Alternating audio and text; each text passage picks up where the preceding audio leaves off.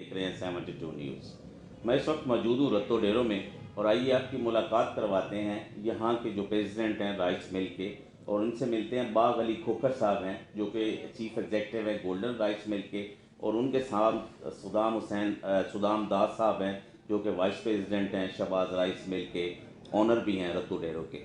और इनसे मिलते हैं। सबसे पहले इनसे ये पूछते हैं कि इस वक्त जो राइस के मसाइल के हवाले से ख़ासतौर पे हम लोग ये जो प्रोग्राम कर रहे हैं जिसका नाम है अवाम की राय, तो इस वक्त इनको किन मसाइल से दो चार होना पड़ रहा है, ताकि हम हुकूमत पाकिस्तान को, हुकूमत सिंध को दिखा सकें कि अगर इन मसाइल को हम लोग हल कर लें तो इंशाअल्लाह ताला हमारी एक्सपोर्ट जो है ना वो राइस की दिन ब दिन जो है ना वो बढ़ती नज़र आएगी। ख़ासतौर पर पानी का बहुत ज़्यादा मसला है, बिजली की लोड शेडिंग है। पीपल्स पार्टी का मुसलसल तीसरा टर्नओवर जा रहा है, तरक्याती काम किस तरह है उस हवाले से, कुछ जो है क्या कहते हैं रोड्स के हवाले से, एजुकेशन के हवाले से, हेल्थ के हवाले से। आइए आपकी मुलाकात करवाते हैं बाग अली खोखर साहब के साथ और सुदाम दास साहब के साथ। अस्सलाम वालेकुम जी। वालेकुम अस्सलाम। कैसे हैं आप? ठीक हैं जी, अल्हम्दुलिल्लाह खैर।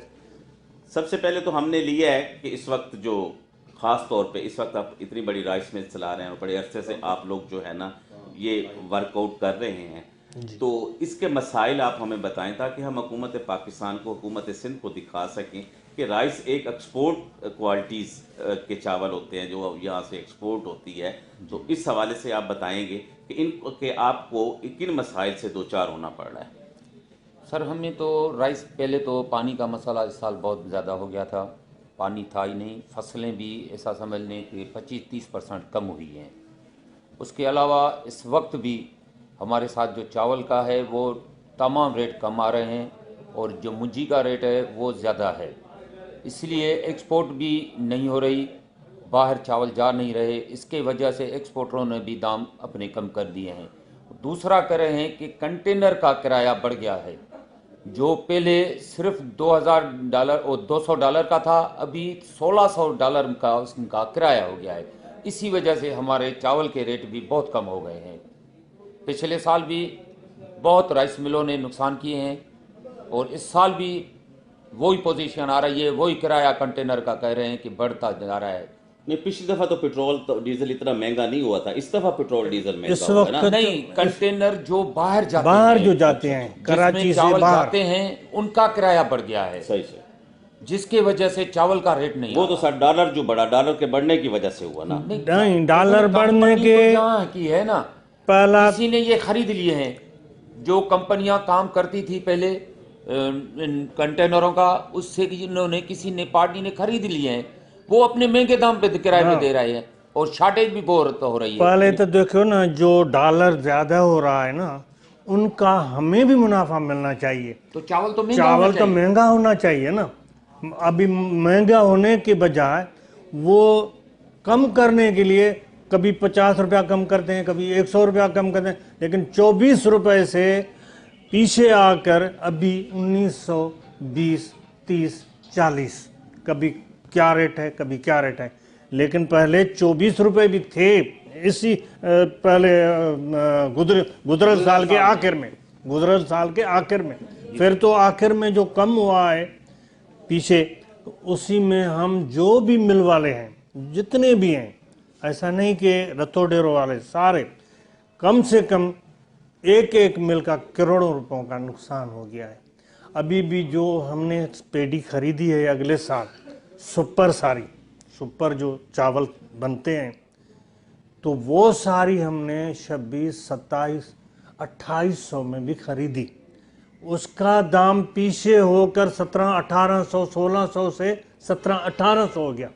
हमें कम से कम करोड़ों रुपए उनमें नुकसान होना, सबको जिसने भी स्टॉक किया, स्टॉक वालों ने पूरा इतना इतना नुकसान कर दिया है। अभी क्या करें, चलाना है। अगर दूसरों को बताते हैं, ग्रोवरों को, उनको तो हमें इतना नुकसान किया है, ये हुआ है, तो शायद वो हमें बेटी भी नहीं देंगे। तो भाई इसने इतना नुकसान किया है, इसने इतना नुकसान किया है, इनके पास तो जाना ही नहीं चाहिए। पता नहीं कि ये हुआ, लेकिन वो ओवरऑल जो भी चीज़ है वो मेन है पानी का। पानी बहुत पानी पीछे की था। वजह से, लेट आने की वजह से फसल आगे पीछे हो रही है। उतना जैसे उनका पहले उतारा होता था, मिल जाता था, वो अभी नहीं मिल रहा। पानी वक्त पे आ जाए तो मुंजी भी बहुत अच्छी होती है, उसके वज़न भी अच्छा निकलता है, हर चीज़ चावल उनके अच्छे निकलते हैं। गवर्नमेंट की पॉलिसी होनी चाहिए कि वक्त सिर जो भी है पानी का मसला मेन है ज़राअत के लिए। इस दफा तो हजारों एकड़ जमीन जो है ना, मैंने देखा है कि बंजर हो गई, बंजर हो पानी ना मिलने की पड़ी वजह रही, से। अभी भी पड़ी रही। अगर ये हमारी काश्तकार नहीं होगी, ये जमीनों पे पानी नहीं मिलेगा, तो इसमें हमारा ही नुकसान है ना। और सर हमारा नुकसान है, उसके साथ हमारी फैक्ट्रियां बंद हो जाएंगी, फैक्ट्रियां बंद जो हो मजदूर जाएंगी। काम कर रहे हैं वो सवेरे चले बेरोजगार हो जाएंगे, जाएंगे सर। सवेरे चले जाएंगे। और हमारी जो ये करोड़ों रुपए की मशीनरी बनी है वो बेकार हो जाएंगी। ज़राअत होगी तो हमारी ये सब मिले चलेंगी सिर्फ ना। मोस्टली वफाक से कहती है कि आपस में तनाज़ा है। पिछले दिनों निसार खोड़ो साहब ने भी, आपने देखा होगा, हैदराबाद में प्रेस कॉन्फ्रेंस की कि वफाक पानी नहीं दे रहा। वफाक वाले कहते हैं कि पानी सिंध को पूरा दिया जा रहा है, ये खुद वडेरा सिस्टम के तहत पानी इधर से उधर कर लेते हैं। ये क्या वजूहात हैं? सर देखें, वो तो गवर्नमेंट का अपना मामला है, गरीबों को तो पानी नहीं मिल रहा ना। सही। बाकी वडेरों की जो जमीनें हैं या वो दरिया तो में कहीं अगर ना बनी है, कहीं वो ले तो आते उनका हैं। है, वो गवर्नमेंट का इशू है। पर गरीब को तो पानी मिलना चाहिए ना। सही। अगर उनको पानी नहीं मिलेगा वो कहाँ से खाएगा? गरीब तो कहाँ नहीं से? बोरिंग लगा सकता, नहीं ट्यूबवेल लगा सकता है, नहीं इतना उसको ताकत क्योंकि होगी तो बिजली इतनी लगाएगा ना। महंगी है बिजली, कि वो बंदा कुछ कर नहीं सकता। बिजली से ये काम कर नहीं सकते। अगर ये जो बड़े लोग हैं, बडेरे या कि सियासतदान बड़े बड़े हैं, उनको जितनी भी ज़मीनें हैं वो तो अपनी आबाद कर लेते हैं। हम गरीब आदमी हैं, वो लगाया, ट्यूबवेल क्या लगाएं हम, हमारे को इतना पैदावार ही नहीं है तो हम क्या लगाएं। इसी वजह से सारे जो है ना थोड़ा थोड़ा पीछे पीछे होकर, अभी तो कोई तो कहता है कि बस जो खेत वाले हैं तो वो कहते हैं हम अगले साल खेत करेंगे ही नहीं। कुड़मी जो भी करते हैं वो भाग रहे हैं, वो कहते हैं कि हमारा मजदूरी नहीं मिल रही तो हम क्या करें। सर, आप देखेंगे जिस शहर में भी जाएंगे आपके हर जगह आप देखेंगे तो प्लाटिंग हो रही है। जमीनें आदमी बेचकर वो प्लाट बना रहे हैं, जगह बन रही हैं, दुकानें बन रही हैं, क्योंकि उस हाँ बन रही हैं, क्योंकि उनमें से इतनी इनकम नहीं है जो वो अपनी काम काश्त करे, उसकी वजह से। क्योंकि इस वक्त भी डीएपी का रेट 9,000 से ऊपर जा रहा है, ऊपर से जा रहा है। कहाँ से आदमी करेगा? गंदुम ले रहा है तो वो 4,000 का मिल रहा है 50 किलो का, काश्त करे तो इतना खर्चा उससे नहीं होता। अब तो गंदम की फसल काश्त होने का टाइम भी आ गया है, तो 4,000 वो है, 9,000 का वो डीएपी मिल रहा है। तो जिम्मेदार के अगर पैसे भी ना पूरे हुए तो फिर क्या तो वो क्या करेगा? नहीं करेगा ना। जमींदार एक तूफान सा बरपा है, तूफान हो रहा है। तूफान हो रहा है, अभी तूफान हो रहा है, मुश्किल हो रही है, मुश्किल हो रही है। तो आदमी वो तो फिर लोन लेके वो लेके उसमें दबता जाएगा। अच्छा, लोन की बात से याद आया, खास तौर पे मैंने ये देखा है मोस्टली जितने भी राइस मिल का मैंने इंटरव्यू किया, वो कहते हैं एक्सपोर्टर को तो ये लोग 3% पे देते हैं और हमें जो लोन है वो 12% पे दिया जाता है। हमारे को तकरीबन 10 के लगभग है। सही, 10 के लगभग। तो क्योंकि ये ज्यादा नहीं है इंडस्ट्री वालों के साथ। एक्सपोर्ट देखो ना, एक्सपोर्ट वालों को बस वो पार के हिसाब से 2% से भी देते हैं। सही।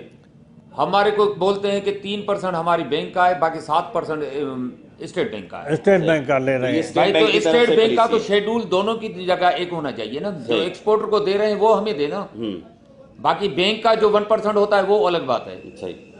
बाकी उनको दें 2% पे, हमें दे 7% पे स्टेट बैंक 9% से या 7% कहाँ से पूरत करें। सुदामदास साहब, पीपल्स पार्टी का तीसरा टर्नओवर मुसलसल चाह रहा है, क्या देख रहे हैं? खासतौर पे साफ पानी हमें मुयस्सर नहीं है, गंदा पानी पीने से 75% बीमारियां फैलती हैं, खासतौर पे हेपेटाइटिस बी, सी, पेट की बीमारियों से स्टार्ट होता है और कैंसर तक जाके ये ख़त्म होता है। उसके बाद तरक्याती काम है, रोड्स की कोई सहूलत इतनी नहीं है, हेल्थ में कोई सहूलत नहीं है, एजुकेशन में कोई सहूलत नहीं है, क्या कहेंगे इसके बारे में? सब देखें, एजुकेशन का तो सबके पास यही हो गया है, प्राइवेट स्कूल खुल गए हैं। सही। सब बच्चों को गवर्नमेंट की जगह, क्योंकि वहाँ कुछ सहूलतें है नहीं, उसी की वजह से प्राइवेट में जा रहे हैं। पर गरीब आदमी तो उसी में ही पड़ेगा ना।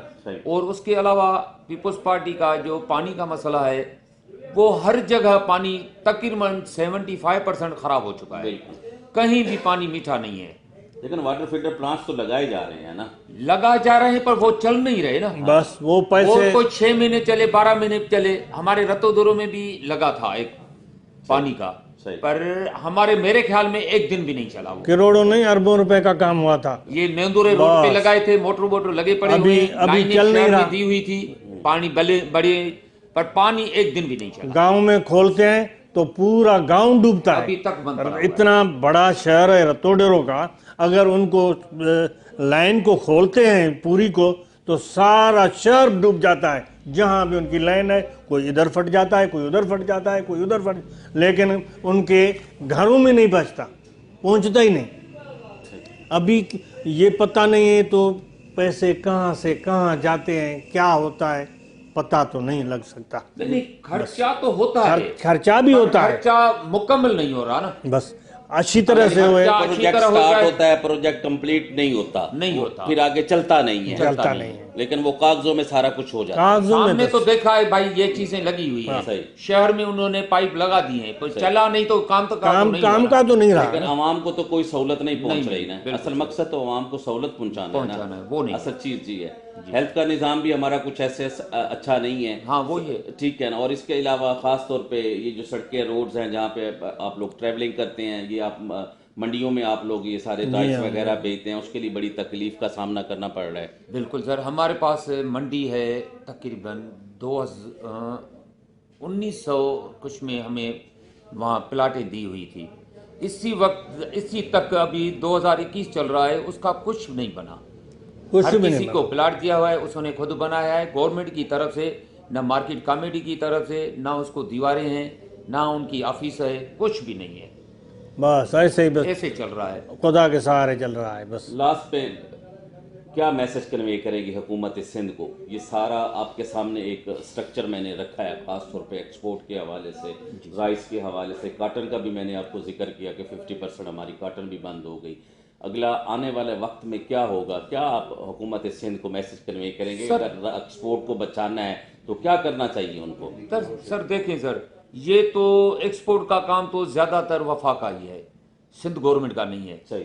पहले वफा का उसमें होता था। इस वक्त ये जो 3 साल चल रहे हैं, इसमें एक्सपोर्ट का काम बिल्कुल ठप हो गया है। सही।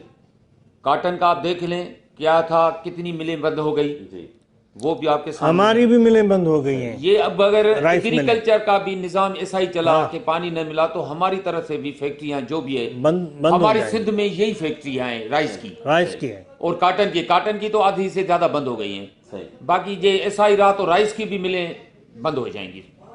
बस यही हम और कहते हैं बंद कि हुई भी है, ऐसा नहीं कि नहीं। ज़राअत को भी बचा लें। कम से कम 2 आने एक रुपए हाँ, से इस साल तो कम इतने हुई तो है, कम मिलें हुई बंद हुई हैं इस साल।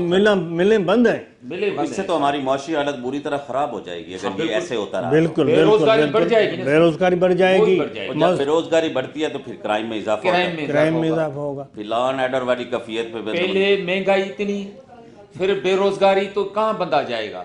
मजदूर तो लोग जो वही हैं, क्राइम की जगह चला जाएगा ना। बस वही। मजदूर लोग जो हैं तो 600 700 500 से 600 700, लेकिन हमारा जितना काम है तो 1000 तक भी जाते हैं। लेकिन फिर भी मार्केट में जाते हैं तो सुबह से आते हैं ना, कहते हैं तो भाई अभी तो आटा नहीं है, अभी ये चीज़ नहीं है, अभी ये चीज़ नहीं है, कल तो जो कमाया तो कल खा लिया, आज कहाँ जाएं। लेकिन ऐसा तो इतना जो बुरा चल रहा है तो फिर तो नहीं होगा। इसको गवर्नमेंट को थोड़ा सा सहारा देना चाहिए, गवर्नमेंट को सहारा देना चाहिए। ऐसा नहीं कि हम जो गरीब लोग हैं, हम भी तो मजदूर हैं ना, मिलों में जो काम करते हैं, को हम इतने तो नहीं है, लेकिन हम भी रोजी कमाते हैं, मजदूरों को भी देते हैं। ऐसा नहीं कि ये इतनी रोजी है, अगला साल तो ऐसा लगा जो शुक्र है, बस अल्हम्दुलिल्लाह जो चल रहे हैं, बस चल रहे हैं।